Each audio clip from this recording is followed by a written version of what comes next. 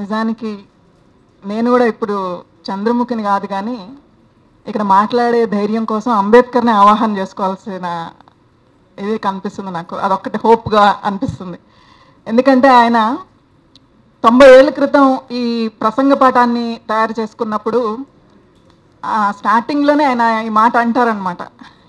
నేను మాట్లాడే మాటలు విని, అంటే వాళ్ళు ఎంత వినేవాళ్ళు ఎంత భయపడగతారో అనే దాన్ని ఆయన చాలా ఎక్స్పెక్ట్ చేసి అదే విషయాన్ని రాశారు. వీళ్ళు నన్ను ఈ మీటింగ్లో మాట్లాడడానికి పిలిచే సాహసం చేసినందుకు అభినందిస్తున్నాను. పాపం వాళ్ళు ఎంతమందికి జవాబు చెప్పుకోవాలో అని ఇట్లా స్టార్ట్ చేశారనమాట. అయితే నేను ఇది ఎందుకు గుర్తు చేసుకుంటున్నానంటే, చాలాసార్లు ఏమవుతుందంటే కొన్ని అభిప్రాయాలని నిష్కర్షగా మాట్లాడే ఒక పరిస్థితి ఉండడం లేదు. ఎవరన్నా ఒక అభిప్రాయాన్ని నిష్కర్షగా చెప్తే వెంటనే ఒక దాడి మొదలవుతుంది. అంటే చాలా వైపుల నుంచి, మన శత్రువుల నుంచే కాకుండా మన మిత్రుల నుంచి కూడా వస్తుంది. అటువంటి పరిస్థితులు కూడా కొన్ని ఎదుర్కొన్నాను కాబట్టి ఆ రకంగా కొంచెము అంటే అది అన్ని రకాలుగా. ఉదాహరణకి కుర్చీలో కూర్చోవడం అనేది కూడా ఒకటి ఉంది. అంటే ప్రతి వాళ్ళకి వ్యక్తిగతంగా, దళితులకి ముఖ్యంగా జీవితంలో ఒకసారైనా అంటే ఫస్ట్ ఎన్కౌంటర్ విత్ కాస్ట్, అంటే నీ కులం ఏంటి, మీరు ఏ ఉట్లు అనే ఒక ప్రశ్న ఒకటి ఎదురవుతుంది అనమాట. ఆ ఫేస్ చేసిన ఎన్కౌంటర్ ప్రతిసారి కూడా భయంకరంగానే ఉంటుంది, బిట్టర్గానే ఉంటుంది. చాలామందికి అది అనుభవంలో ఉన్న విషయమే కాబట్టి అది ఏదో ఒక ఏట స్టార్ట్ అవుతుంది అనమాట. అవన్నీ దాటుకొని వచ్చిన తర్వాత ఒకసారి అంటే బ్యాంక్ ఇంటర్వ్యూ అటెండ్ అయ్యేటప్పుడు ఇలాగే 3 బ్రాహ్మణులు ఎదురుగా సీట్లలో కూర్చొని ఇంటర్వ్యూ చేస్తున్నారు. 3 బ్రాహ్మణులను అంత ఖచ్చితంగా ఎలా చెప్పగలనంటే పిలకలు ఉన్నాయి దక్షిణ భారత జోన్లో అన్నమాట. వాళ్ళు నన్ను అడిగిన ఒక ప్రశ్న ఏంటంటే, నువ్వు మా ఎదురుగా కుర్చీలో కూర్చోవడానికి నీకు అర్హతను సంపాదించి పెట్టింది ఎవరు? నేనేం జవాబు చెప్పింటానో మీరు అందరూ ఊహించగలరు. కానీ అది రాంగ్ ఆన్సర్ అంట. ఆయన ఏమన్నాడంటే, ఎంత సీరియస్గా అంటే ఒక రకంగా తిట్టాడనమాట. ఈ కుర్చీలో నిన్ను కూర్చునే అర్హత సంపాదించి పెట్టిన వాళ్ళ పేరు కూడా నువ్వు ఎత్తడానికి సిద్ధపడకుండా ఇంత కృతజ్ఞులు మీరు అని. అంటే నాకు తెలిసిన జవాబు అదే అని చెప్పాను. అంబేద్కర్ అదే నాకు తెలిసిన జవాబు అని చెప్పాను. అంటే గాంధీ ఎంత చేశాడు అసలు కుల నిర్మూలన గురించి, ఆయన పేరు కూడా ఎత్తట్లేదు నువ్వు అని చెప్పి. అక్కడ అర్థమైపోయింది ఇదేదో ఉద్యోగం వచ్చే పరిస్థితి ఏం లేదు మనకి అని చెప్పనమాట. అయితే అప్పటికి నాకు ఇంకా 20 ఏళ్ళు కూడా రాలేదు, 19+ అంతే. కాబట్టి గట్టిగా ఎదిరించి మాట్లాడాలంటే ఇప్పుడు ముందు ఉద్యోగం రాదేమో, అసలు ఏమన్నా అనాలంటే ఇప్పుడు నేను చాలా షాక్ తిన్నాను అన్నమాట. తర్వాత ఇంకొకటి ఏంటంటే,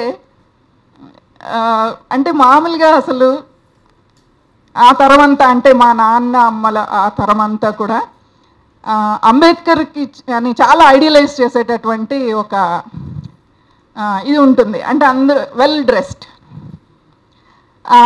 అయితే నా తరం వచ్చేటప్పటికి అంటే ఉద్యమ రాజకీయాలు, విప్లవ రాజకీయాలకు దగ్గరగా ఉండి ఏం వేసుకున్నాం అనే దాన్ని పట్టించుకోకుండా అంటే మామూలు జనాలతోటి కలిసిపోవడానికి చాలా సాధారణంగా ఉంటాను అనమాట. ఈరోజు చాలా కాన్షియస్గా ఐ గాట్ డ్రెస్డ్ అప్. కానీ నాకు క్షమించాలి ఆర్కే గారు, మల్లెపూ లాంటి బట్టలు వేసుకొని దళిత నాయకులు చేసే వాటి గురించి చెప్పడం నాకు చాలా హర్టింగ్గా అనిపించింది.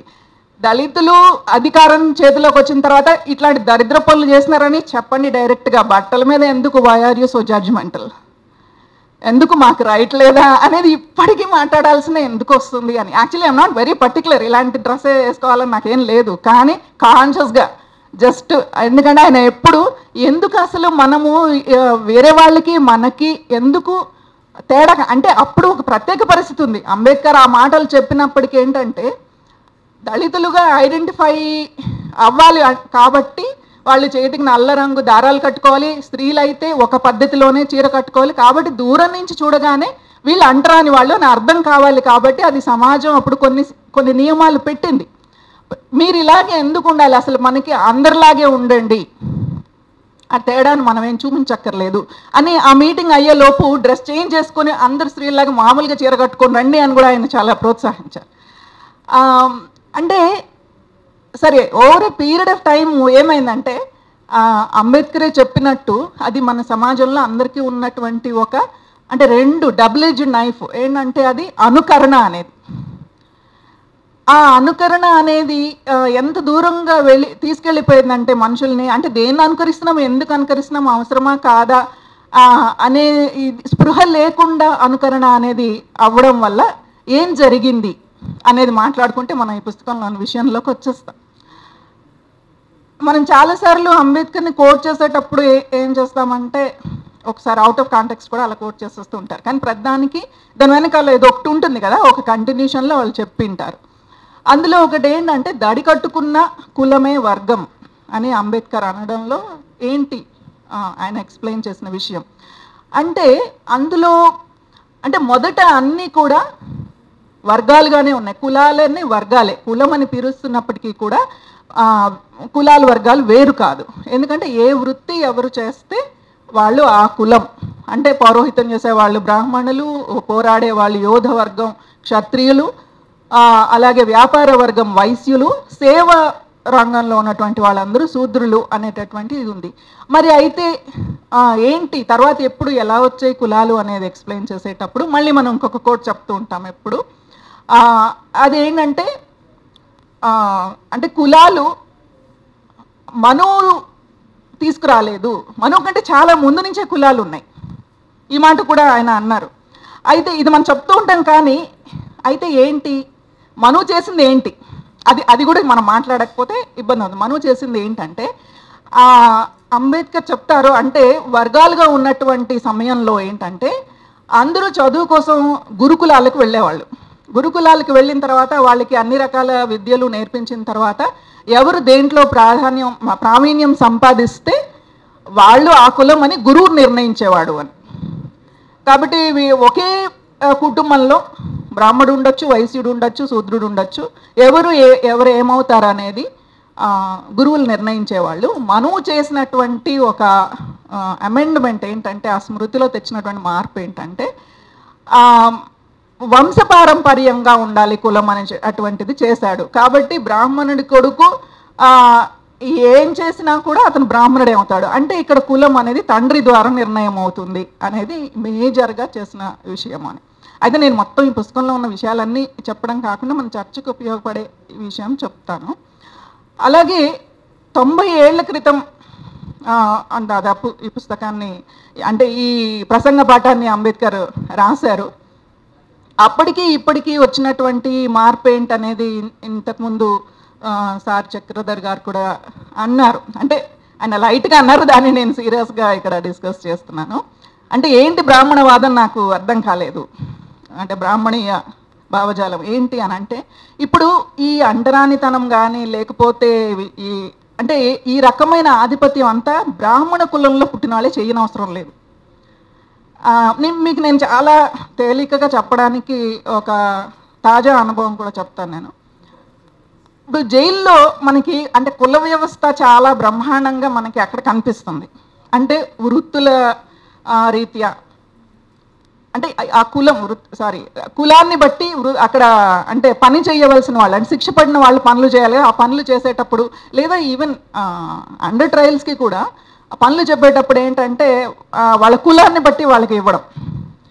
అంతేకాదు అసలు నేను 2009లో జైల్లో ఉన్నప్పుడు 2009-13 మధ్యలో ఉన్నప్పుడు అప్పటికి కూడా ఇంకా జైల్ మాన్యువల్లో అంటే అందరికన్నా హైయెస్ట్ గ్రేడ్ ఏ అంటే ఇవే మాటలు గ్రేడ్ ఏ బ్రాహ్మణులు ఉంటే వాళ్ళకి ఇవ్వాలి వంట చేసే ఇది, ఎందుకంటే వాళ్ళు ఇతరులు చేసింది తినరు కాబట్టి. అంటే ఇది రిటర్న్గా ఉండడాన్ని అసలు ఊహించండి. అంటే ఇది మాత్రమే కాదు, ఇప్పుడు అక్కడ అంటే దళితులైనా లేకపోతే ఇంకొకరైనా కూడా ఏదో ఒక వ్యవస్థ ద్వారా తమ చేతికి వచ్చినటువంటి అధికారాన్ని ఎక్సర్సైజ్ చేసేటప్పుడు అది డెఫినెట్గా ఏమంటే ఒక బ్రాహ్మణికల్ అప్రోచ్ ఉంటుంది అనేది. అంటే ఇప్పుడు ఉదాహరణకి అంటే ఈ మధ్య యూసీఎల్ వాళ్ళు కూడా జైల్లో కులం గురించి నన్ను ఒక ఆర్టికల్ రాయమని అడిగినప్పుడు నేను ఒకసారి కూర్చుని అంతా ఆలోచిస్తే ఇన్ని విషయాలు నాకు వచ్చినాయన్నమాట. అంటే నా అనుభవంలోనే అంతకుముందు కొన్ని రియలైజ్ చేయనివి కూడా నాకు ఆ టైంలో అంటే నేను పిక్చరైజ్ చేసుకోగలిగాను. ఉదాహరణకి సూపరింటెండెంట్ వస్తున్నారు అనుకోండి, అంటే ఎంత అంటే మొత్తం అందరినీ హజ్జా అందరినీ పంపించేస్తారనమాట. అది ఏ స్టేట్ అయినా చూడండి. అంటే అక్కడ ఖైదీలు అనేవాళ్ళు కనబడకూడదు. అంటే రోడ్డు మీద ఒకప్పుడు కాలంలో ఒక బ్రాహ్మణుడు వీధిలో నడిచిపోతుంటే ఎట్లయితే ఇతర కుల వాళ్ళు కంటికి కూడా కనపడకూడదో అట్లా ఖైదీలు కనపడకూడదు. ఖైదీలని అంటరాని వాళ్ళగా ట్రీట్ చేస్తారనమాట. అక్కడ డాక్టర్లు కూడా ఎవ్వరూ మన చేతులను పట్టుకొని చూడరు. ఇంకొక ఖైదీని పిలిచి పల్స్ చూడమని చెప్తారు. లేకపోతే అంటే ఏదైనా ఇంకా డ్రెస్సింగ్లు అలాంటివి అయితే అసలు క్వశ్చనే లేదనుకోండి. అంటే అవతల వాళ్ళు ఏదైనా కూడా ఖైదీ అంటే దూరంగా నిలబడు, ఫస్ట్ ఇదే దూరంగా నిలబడు అంటారు అనమాట. అట్లానే నేనున్న ఆ 4 ఏళ్లలో సూపరింటెండెంట్ కానీ జైలర్ కానీ ఎవరూ కూడా అప్పర్ కాస్ట్ కాదు. కానీ చెప్పులు వేసుకోకుండా లోపలికి రావాలి. జైలర్ గది లోపలికి వెళ్ళాలి, సూపరింటెండెంట్ వెళ్ళకుండా బయట చెప్పులు వదిలేయాలి. అండ్ పొలిటికల్ ప్రిజనర్స్ ఎవరు కూడా దాన్ని వెంటనే ఒప్పేసుకుంది అంటే మేము కొట్లాడినాం. ఎందుకు ఏమి దేవుడు కూడా నువ్వు దేవుడువా బయట వదిలిపెట్ట అంటే వాళ్ళకి అర్థమయ్యే లాజిక్ అదే కాబట్టి అది చేస్తాం, వేసుకునే వస్తాం అని. అట్లానే నాకు ఖమ్మం జైల్లో ఈ మధ్య అంటే మళ్ళీ ఇంకోసారి అరెస్ట్ అయినప్పుడు ఒక వారం రోజులు ఖమ్మం జైల్లో ఉన్నప్పుడు జమీందారని హిందీలో కాదు వార్డర్ కూడా చెప్పులు వేసుకొని రావద్దు అంటే బయట ఎక్కడో మూల పెట్టుకోవాలి చెప్పులు అందరినీ అంట. ఎందుకు పెట్టుకోవాలి అంటే ఆ దుమ్ము అయిపోతుంది. ఓకే లోపలికి చెప్పులు బయట వదిలిపెట్టి ఎవరైనా లోపలికి వెళ్తారు వార్డు లోపలికి అంటే రూమ్ లోపలికి, కానీ బయట వరండాలో కూడా చెప్పులు వేసుకురాకూడదు అంటే ఏంటిది అది అని చూడండి. అంటే మన చెప్పులు చేత్తో పట్టుకొని అక్కడ దాకా వెళ్ళి ఒక కార్నర్లో పెట్టాలన్నమాట. ఇదంతా ఈ భావజాలని ఏమందాం అంటే అది భావజాలంగా ఉండింది. వాళ్ళు బ్రాహ్మణులే చేయగలరు. నిజానికి అంబేద్కర్ కాలంలో కూడా అంబేద్కర్ ఉద్యమంలో పాల్గొన్న బ్రాహ్మణులు చాలామంది ఉన్నారు. వాళ్ళ భార్యలు వాళ్ళు చెప్పే మాటని కాదనే సాహసం లేక కావచ్చు, లేదా ఇష్టంగా కావచ్చు, అంటే సహపంక్తి భోజనాలు అప్పుడు అవి కూడా లేవు కాబట్టి అట్లా కూడా పార్టిసిపేట్ చేశారు, ఇష్టంగానో అయిష్టంగానో. అంటే ఇది చరిత్ర, ఇప్పుడు మనం చెప్పేది ఏం లేదు. కాబట్టి అంటే మనం బ్రాహ్మణైజ్ అంటున్నప్పుడు ఇదంతా కూడా అంటే అది ఒక భావజాలంగా స్థిరపడిపోయింది, వ్యవస్థీకృతం అయిపోయింది. ఈ పనులన్నీ చేసేవాళ్ళు అందుకనే సార్ ఇందాక అన్నప్పుడు నేను కూడా అనుకున్నాను అనమాట, ఇది అగ్రకులాల వాళ్ళు చదవాలంటే అగ్రకులాల వాళ్ళు చదవాలి, దళితులు అంతకన్నా ఎక్కువ చదవాలి అని. ఎందుకంటే ఆయన ఏ ప్రమాదాన్ని శంకించారో ఆ ప్రమాదం జరిగిపోయింది. ఎందుకంటే ఇప్పుడు అవతల వాళ్ళకి మనకి తేడా ఉండకూడదు అనే దానిలో ఆ స్పిరిట్ని ప్రాపర్గా తీసుకోకపోతే ఏం జరుగుతుంది, సాంస్క్రిటైజేషన్ జరుగుతుంది. అయితే ఇది ఆ సాంస్క్రిటైజేషను లేకపోతే ఆ బ్రాహ్మణైజేషను ఏదైతే ఉందో అది అంటే ఇప్పుడు చూడండి అసలు దళిత్ ఫ్యామిలీస్లో అంటే చదువుకోవాలి, బాగా చదువుకోవాలి. ఒకప్పుడు మా పేరెంట్స్ కూడా వాళ్ళందరికీ ఆదర్శం ఏంటంటే వాళ్ళు కష్టపడి ఎంత ఏజ్తో సంబంధం లేకుండా వాళ్ళు చదువుకోవాలి, పిల్లల్ని పెద్ద చదువులు చదివించాలి. అది ఎంత బాగా కూర్చుందో. బహుశా ఆయన ఒక్కటేసారి వచ్చారు గోదావరి జిల్లాలోకి. నేను పశ్చిమ గోదావరిలో పుట్టాను, ఏలూరులో. అక్కడ అంటే కానీ ఆ టైంలో ఆయన విజిట్ చేసిన కాలంలో పుట్టిన యంగ్స్టర్ అందరికీ అంబేద్కర్ అనే పేరు ఉంటుంది. అలాగే అంటే ఎంత ఐడియలైజేషన్ ఉంటుందంటే ఇంకా అలా చదవాలి అని చదువుకున్నారు. ఓకే బాగుంది ఫైన్, కానీ ఏమైంది చదువుకున్న తర్వాత అంటే రిజర్వేషన్తోనే చదువుకుని ఇప్పుడు ఒక స్టేటస్ వచ్చేసిన తర్వాత రిజర్వేషన్ వద్దు కదా, అది కూడా ఫైన్ మంచిదే, నీకు అవసరం లేకపోతే ఆర్థికంగా తీసుకోవద్దు. కానీ ఏంటంటే ఇంకా ఆ కులంతో ఐడెంటిఫై కాకూడదు.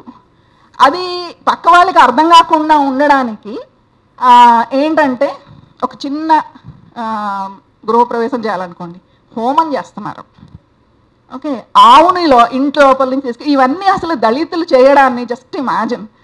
ముఖ్యంగా డబ్బులు బాగా ఉన్న ఐటీ సెక్టర్లోని దళితులు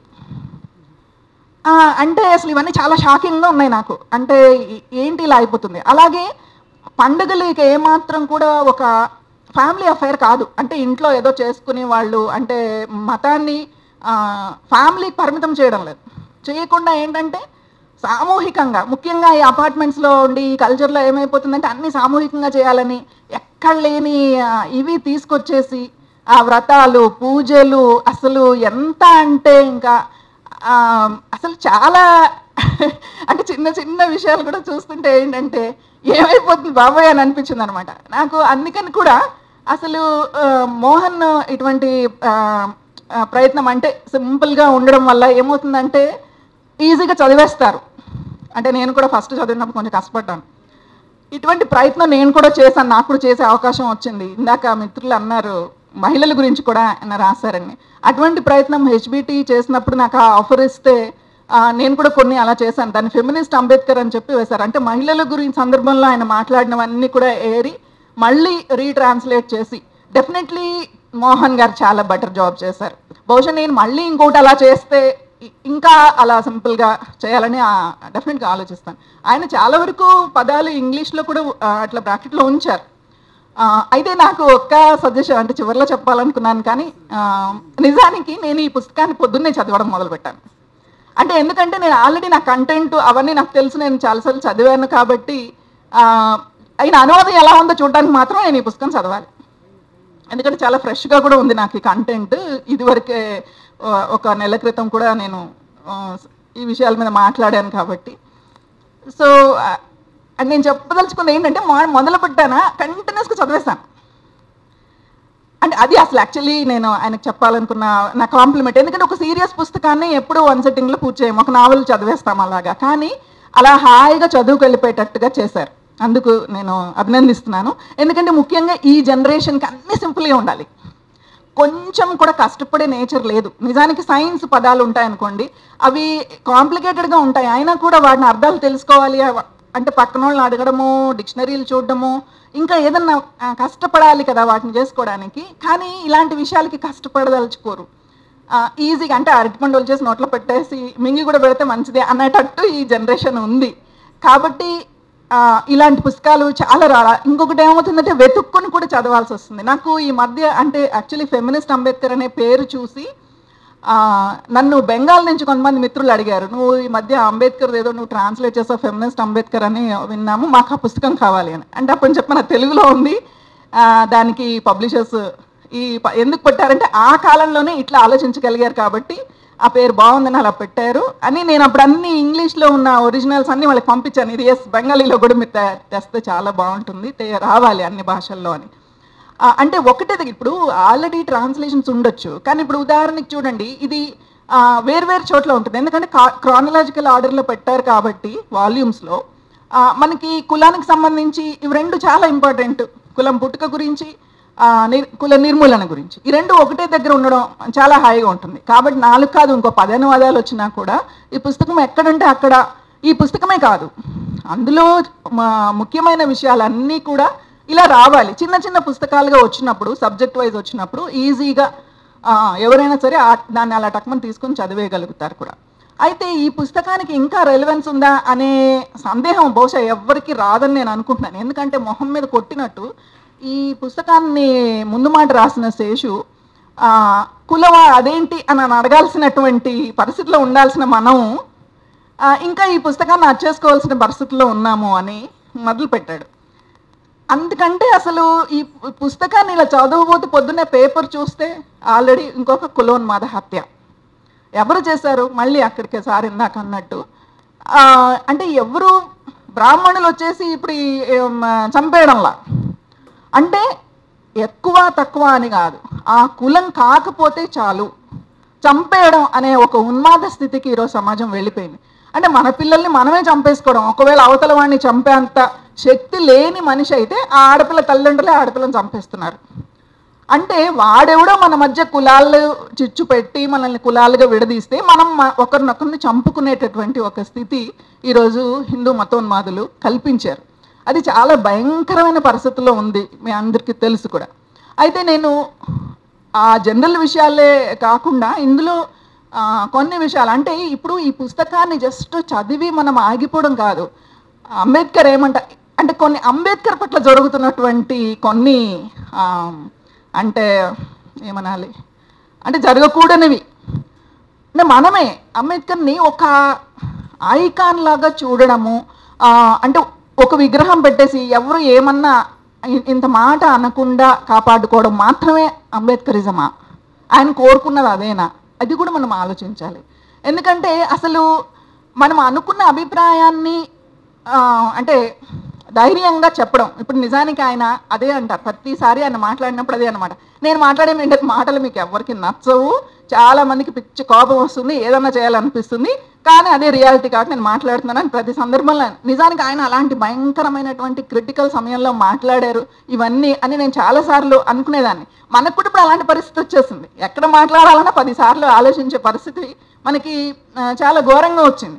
అప్పటికన్నా ఎక్కువ శత్రువులు ఇప్పుడు ఉన్నారు, ఎందుకంటే అప్పుడు కేవలం అగ్రకులాల వాళ్ళతోనే శత్రుత్వం అయితే, ఇప్పుడు అంటే మన తోటి వాళ్ళు, మన సోదరులు సోదరులు కూడా మనం ఏం మాట్లాడినా రాయడానికి సిద్ధంగా ఉండేటటువంటి ఒక పరిస్థితి ఉందన్నమాట. అంటే నిజానికి ఈ సాంస్క్రిటైజేషన్ అనేది కూడా దాన్ని బట్టి కూడా కొడుతుంటారు మన మిత్రులు. నాకు చాలాసార్లు పడ్డాయి అలాంటివి. అంటే మన బ్యాక్గ్రౌండ్ ఏంటి ఇవన్నీ కూడా ఉంటాయి కదా. ఇప్పుడు నేను 3వ జనరేషన్ చదువుకున్న జనరేషన్. సరే, మొట్టమొదటి జనరేషన్ 5వ క్లాస్తోనే ఆపేసి ఉండొచ్చు. మా తాత PUC చదివి 30 ఏళ్ళు గవర్నమెంట్ జాబు, 30 ఏళ్ళు ప్రైవేట్ జాబ్ అకౌంటెంట్గా పనిచేసి, ఆ తర్వాత నెక్స్ట్ జనరేషన్ మా నాన్న జనరేషన్లో, మా నాన్నే మొదటిగా చదువుకున్నవాడు, రైతు కూలి బిడ్డ మా నాన్న. కానీ ఎడ్యుకేషన్ డిపార్ట్మెంట్లో BA BEd ఇంగ్లీష్ లిటరేచరు ఇవన్నీ చదువుకున్నాడు. అంటే ఉపాధ్యాయుడిగా పనిచేశాడు. సో ఈ నేపథ్యం అంతా నా మీద ఉంటుంది కదా. నేను మాట్లాడితే వెంటనే దళిత్ అని అర్థం కాదు కాబట్టి నేను సాంస్క్రిటైజ్డ్ దళిత్. ఇలాంటి మొహర్లు చాలా ఉన్నాయి నాకు, రకరకాల ముద్రలు ఉన్నాయి. అయితే ఇప్పుడు మనము మాట్లాడుకోవాల్సింది అది కాదు. కానీ నేను జస్ట్ ఏమంటున్నానంటే, మనం కాన్షియస్గా కలిసి ఒక పెద్ద శత్రువుని ఎదుర్కోబోతున్నాం కాబట్టి ఇవి కాదు అంటే ప్రతి అటెంప్ట్ని సందేహంగా చూడక్కర్లేదు. అంటే తప్పులు ఉంటే చెప్దాం.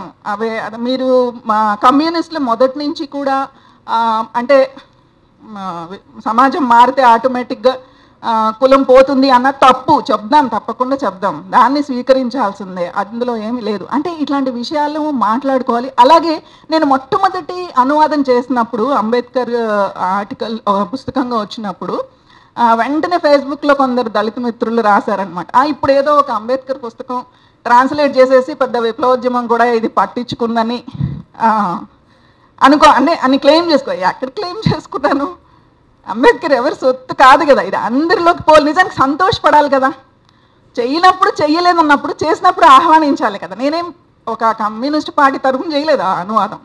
నన్ను అడిగారు, పబ్లిషర్ అడిగారు, నేను చేశాను. నేను చాలా చెయ్యాలని ఇష్టపడిన చేసిన పుస్తకం అంబేద్కర్ ఉద్యమంలో మహిళల పాత్ర. నిజానికి ఆ పుస్తకము ఇంగ్లీష్లో రాకముందే నాకు మరాఠీలో ఉందని తెలిసి నేను కొందరు మరాఠీ ఫ్రెండ్స్ని కూడా, అంటే జైలులో పొలిటికల్ ప్రిజనర్స్గా పరిచయమైనటువంటి వాళ్ళకి ఉత్తరాలు రాసి ఆ పుస్తకం చదివి దానిలో ఏముందో నాకు ప్లీజ్ రాయండి, నేను ఒక ఆర్టికల్ రాస్తాను. నేను రిలీజ్ అయిన తర్వాత ఆ పుస్తకం ఇంగ్లీష్లోకి వచ్చింది. ఆ విషయం నాకు తెలియదు, ఎందుకంటే జస్ట్ వెంటనే అంటే జస్ట్ రాకముందే ఆ పుస్తకం రిలీజ్ అయింది కాబట్టి మిస్ అయ్యాను అనమాట. తర్వాత చాలా కాలానికి నన్ను హెచ్బిటి వాళ్ళు ఈ పుస్తకం ట్రాన్స్లేట్ చేస్తానని చాలా ఎగ్జైట్ అయిపోయాను అనమాట. అది చేశాను నేను అనువాదం. అంటే ఇది కొన్ని మనం ఇష్టపడి అది రావాల్సిన అవసరం ఉంది అని మనం చేస్తాం కదా, అలాంటిని ఆహ్వానిద్దాం అంటున్నాను. అది ఎవరు చేసినా కూడా విత్ గుడ్ ఇంటెన్షన్. సో ఇవన్నీ వదులుకుంటే మనం ఇంకా చాలా ఐక్యంగా కొట్లాడగలుగుతాం. ఎందుకంటే మనం ఎదుర్కొంటున్నటువంటి శత్రువు చిన్న చితక శత్రువు కాదు. సార్ అన్నారు చాప కింద నీరులాగా మొహం మీద ట్యూబ్ పెట్టి మనం గార్డెన్కి నీళ్ళు కొడతాం చూడండి, ఆ లెవెల్లో మనల్ని కొడుతున్నారు హిందుత్వ దీంతో. దాడులే అవుతున్నాయి కదా ఇంకెక్కడ. అయితే చాప కింద నీరులాగా వచ్చేవి కూడా వస్తున్నాయి. ఎట్లా అంటే ఇలాంటి కల్చరల్ ఇవి డే టు డే ఆస్పెక్ట్లో మనం ప్రతిరోజు అనేక రకాలుగా, ముఖ్యంగా సంప్రదాయము అవి ఇవి అని ఎన్ఆర్ఐల పాత్ర కూడా ఇందులో తక్కువ కాదండి. ఎందుకంటే వాళ్ళు ముఖ్యంగా ఐటీలో పనిచేసే వాళ్ళు అమెరికాలో అవి వెళ్ళిపోవడం, అక్కడికి వెళ్ళాక వెంటనే దేశభక్తి పొంగి పొరలుతుంది, మన సంస్కృతి అనగానే మొత్తం అనమాట. ఇప్పుడు వాళ్ళు చేసినన్ని అంటే పూజలు పునస్కారాలు అవి వాటి గురించి మళ్ళీ ఫ్యామిలీ మెంబర్స్ అయితే ఇంటి వాళ్ళ పుత్రాలు కూడా రాసి ఆ వ్రతం ఎలా చెయ్యాలి ఇది ఎలా ఇట్లాంటివి అనమాట. అంటే ఎంత ఫ్రస్ట్రేటింగ్గా అనిపిస్తుందంటే ఇవన్నీ కూడా అంటే ఇప్పుడు నిజానికి చూడండి, మోదీ కానీ లేకపోతే అమిత్ షా కానీ ఈవెన్ అద్వానీ కానీ వీళ్ళెవరు బ్రాహ్మణులు కాదు, బట్ దే బ్రాహ్మణైజ్డ్. వాళ్ళని వదిలిపెట్టేసి అనురాధని బ్రాహ్మణైజ్డ్ సాంస్క్రిటైజ్డ్ అన్న మానేసి మొదలు మనం అక్కడ చూద్దాం. అంటే ఇది వాళ్ళకి ఎందుకంటే మన వేలుతో మన కళ్ళను పొడవడానికి. చూడండి, బహుజన సెక్షన్ నుంచే ప్రధానమంత్రి అయ్యాడు, చాయ్ వాలా ప్రధానమంత్రి అయిపోయాడు. ఇది చాలా ఈజీ. అంటే కాబట్టి పడిపోయి ఇప్పుడు మనం ఎక్కడైతే ఒక కులాన్ని దాచుకునేటటువంటి ఒక పరిస్థితి నుంచి బయటపడడానికి ఊతమిచ్చినటువంటి అస్తిత్వ ఉద్యమాలు, అంటే ఇది నా కులం అవును సో వాట్ అని చెప్పుకోగలిగేటటువంటి ఒక ధైర్యాన్ని సంతరించుకోవడానికి ఎంత ఉపయోగపడ్డాయో ఆ తర్వాత ఎటు వెళ్ళిపోతున్నాయి. అంటే ఇది మనకి చాలా ముఖ్యం. అంటే ఈ దడి కట్టుకున్న వర్గం దగ్గరికి మళ్ళీ వస్తే కూడా ఎప్పుడైతే అంటే కులాలు ఎట్లా వచ్చాయని చెప్పడానికి అంబేద్కర్ మాట చెప్తారనమాట. ఫస్ట్ బ్రాహ్మణులు అంటే పురోహిత వర్గం పెట్టింటది అనేది దానికి ఆయన చాలా ఎవిడెన్సెస్ చూపిస్తే ఆయన ఆర్గ్యుమెంట్ ఏంటంటే ఈ అంతర్వివాహ పద్ధతి అనేది పట్టేస్తే కనుక అప్పుడు ఇంకా ఆ కులం మనగలుగుతుంది. అంతర్వివాహ పద్ధతి లేకపోతే అది మనలేదు కాబట్టి దాన్ని అంటే అది ఒక దడి కట్టుకున్నది. అనుకరణ అనేది చాలా అంటే చేస్తారు కాబట్టి దాన్ని అనుకరించి ఇంకా చాలా క్షత్రియులకు వైశ్యులకు తర్వాత శూద్రులు అనేక మందికి ఇటువంటి అనుకరణ కల్చర్ తోటి కులాలు ఏర్పడి ఉంటాయని ఒక హైపోథసిస్ ఆయన చెప్తారు. అలాగే దీనికి పరిష్కారంగా కులాంతర వివాహాలు చేసుకోవాలి అని అన్నప్పుడు కూడా మనం దాన్ని అక్కడే ఆగిపోవద్దు. నిజానికి ఏంటంటే అది ఫస్ట్ స్టెప్ అని ఆయన దాన్ని బాగానే వివరిస్తారు. ఎందుకంటే కులాంతర వివాహాలు చేసుకుంటే కులాల మధ్య ఒక ఫ్రెండ్లీనెస్ ఏర్పడుతుంది అని ఆయన ఆశించారు. ఆయన రాశారు కూడా అది. అంటే కనీసం కులాల మధ్య ఒక సామరస్యత ఏర్పడుతుంది, శత్రువులుగా కాకుండా ఇట్లా ఉంటారు అని. కానీ దానివల్ల కుల నిర్మూలన అవుతుందా అంటే అవ్వదు. ఎందుకంటే ఇప్పుడు ఇద్దరు పెళ్లి చేసుకున్నారనుకోండి వేరే వేరే కాస్ట్లు, వాళ్ళు పిల్లలకి ఏం కులం వస్తుంది? మూడో కులం రావట్లేదు. భర్త అంటే తండ్రి కులమే పిల్లలకు వస్తుంది. అంటే ఏమవుతుందంటే ఒక ఇంటర్ ఎక్స్చేంజ్ అవుతుంది. అలా అనుకుంటే మరి మొట్టమొదటి నుంచి అసలు సంకరాని కాని కులాలు మతాలు ఏవీ లేవు అని మనకి అంబేద్కర్ చెప్తారు. అయితే ఎందుకు ఆయన సజెస్ట్ చేశారు అంటే అది ఫస్ట్ స్టెప్ కనుక, అది బేర్ మినిమం, అది కనీసంగా జరగాల్సినటువంటి ఒక కార్యక్రమం కాబట్టి అది జరగాలి. మరి అలా పోతుంది అంటే ఆయన ఏమంటారంటే అసలు ఈ కుల వ్యవస్థకు ఉండేటటువంటి మూలాలన్నీ ఎక్కడున్నాయి? హిందూ మతంలో ఉన్నాయి. హిందూ మతం తప్ప దాన్ని అలా నిలబెట్టి ఉంచడానికి కావలసిన సరంజామా అంతా కూడా ఆ వేదాలలో, ఆ ఉపనిషత్తుల్లో, ఆ స్మృతుల్లో ఉంది. కాబట్టి వాడిని ధ్వంసం చేస్తే తప్ప ఇది నిర్మూలన కాదు అని. అయితే ఆయన చాలా స్పష్టంగా హిందూ మతానికి బయట నిలబడే మాట్లాడతారు. ఇదంతా నేను మీకోసం చెప్తున్నాను, అంటే హిందువుల కోసం చెప్తున్నాను. నాకు అవసరం లేదు, ఎందుకంటే నేను ఈ మతంలో ఉండబోవడం లేదు. కాబట్టి కనీసం మీరు మనుషులుగా, నైతికత ఉండే మనుషులుగా మిగులుతారు ఇవన్నీ చేసుకుంటాయని చెప్తారు చాలా స్పష్టంగా. అట్లనే ఎండ్ అవుతుంది ఇది. ఏంటంటే ఇవి సంస్కరణలను ఎలాగో వాళ్ళు ఒప్పుకోరు. కాబట్టి ఏంటంటే అసలు దానికి బేసిస్గా ఉన్న వాటిని ధ్వంసం చేస్తే తప్ప ఇది పోదు అని. అంటే దానికి ఆయన ఇంకొక రకంగా చెప్పేది ఏంటంటే రాజ్యాధికారంలో ఉన్నవాళ్ళు ఖచ్చితంగా దాన్ని అంటే ఒక చట్టం చెయ్యాలి. ఇవన్నీ కూడా సమాజాన్ని పక్కదారి పట్టిస్తున్నాయి కాబట్టి, సమాజాన్ని కుల వ్యవస్థగా డివైడ్ చేస్తున్నాయి కాబట్టి ఈ ఉపనిషత్తులు లేదా స్మృతులు ఏవైతే ఉన్నాయో వాటిని అన్నిటిని కూడా రద్దు చేసేయాలి చట్టంతో. దాన్ని ఎవరైనా ప్రచారం చేస్తే వాళ్ళకి శిక్షలు వేయాలి. ఇది ఆయన సజెస్ట్ చేసిందనమాట. కాబట్టి అదే తీసుకున్నా కూడా రాజ్యాధికారం ఉంటే తప్ప అంటే ఇది సాధ్యం కాదు కుల నిర్మూలన అనేది ఒక ఫ్యాక్ట్ అనమాట. ఆ రాజ్యాధికారం ఎలా సాధిస్తాము అనే దాని పట్ల ఎవరి బాట వాళ్ళకి ఉండొచ్చు. బట్ బేసిక్గా ఆయన చెప్పిన విషయం అయితే ఇది. ఆ కుల నిర్మూలన కోసం మనం అందరం కూడా కలిసి పోరాడదామని చెప్తూ నాకు ఈ అవకాశం ఇచ్చినందుకు మిత్రులందరికీ కూడా ధన్యవాదాలు. ప్రత్యేకంగా ఎన్నెలపిట్ట శేషుకి దీన్ని ఇలా మంచిగా అనువాదం చేసి పట్టిన మోహన్ గారికి అభినందనలు తెలియజేస్తూ